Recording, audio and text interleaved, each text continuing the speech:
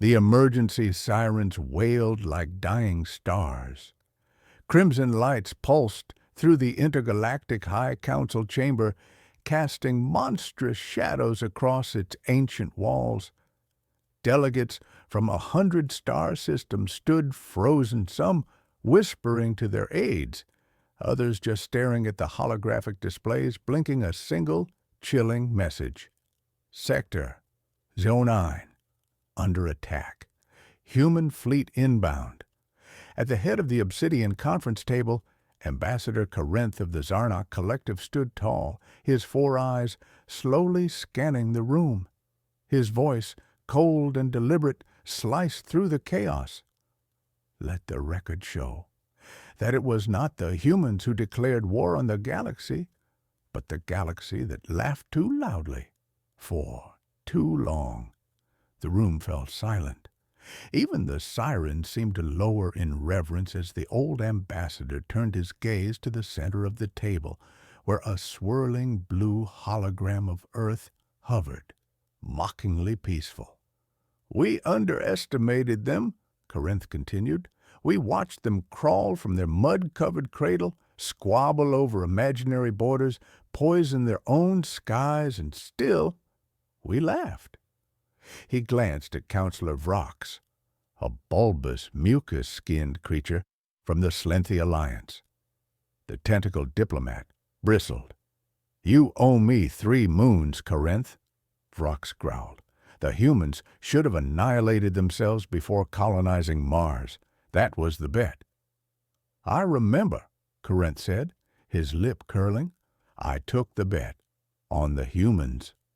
Laughter echoed across the chamber, nervous, uncertain.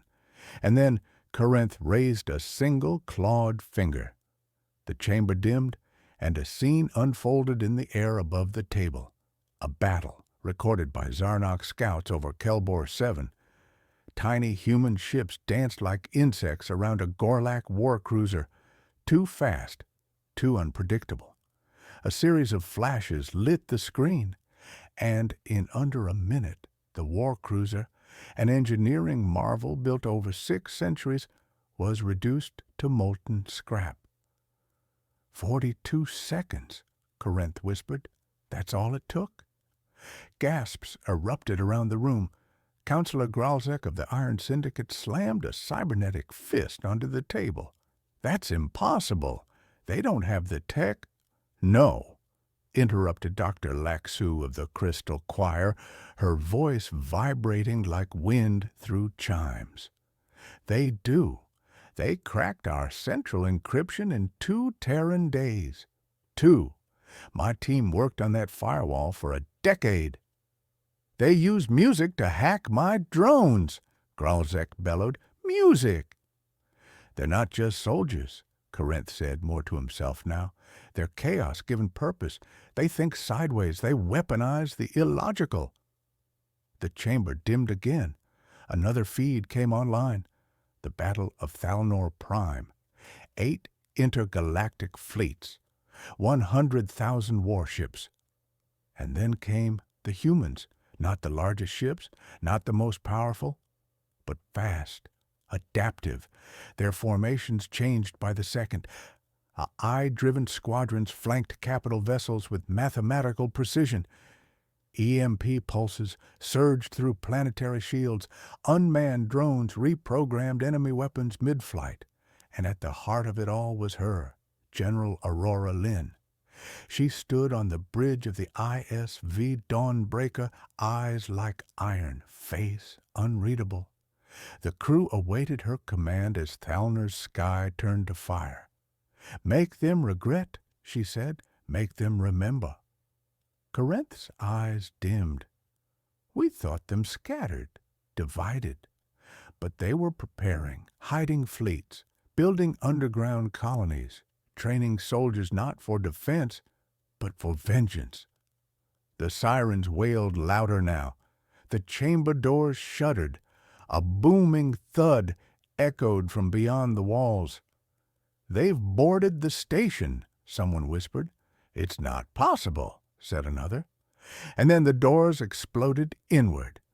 A wave of armored human soldiers stormed in, silent, precise, unstoppable. At the front, a figure in obsidian black armor stepped forward.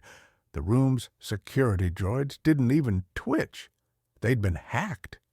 The soldier's helmet hissed open, revealing a stern-faced woman with piercing gray eyes.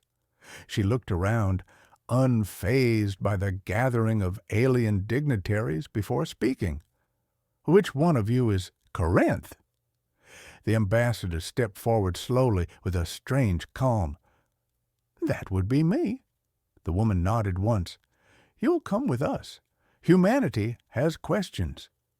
She turned to the others. "The rest of you, stay seated. We're not here for blood. We're here for clarity."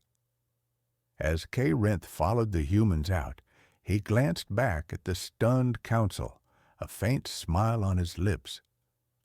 "They thought humans were a joke," he said softly. "Now, the galaxy is the punchline."